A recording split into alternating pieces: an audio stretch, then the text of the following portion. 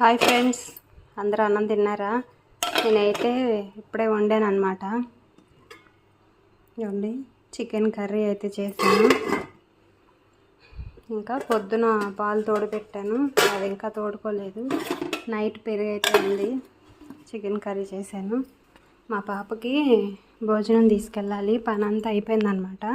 ఇప్పుడు భోజనం అయితే తీసుకెళ్ళాలి. టైం 12:30 అవుతుంది.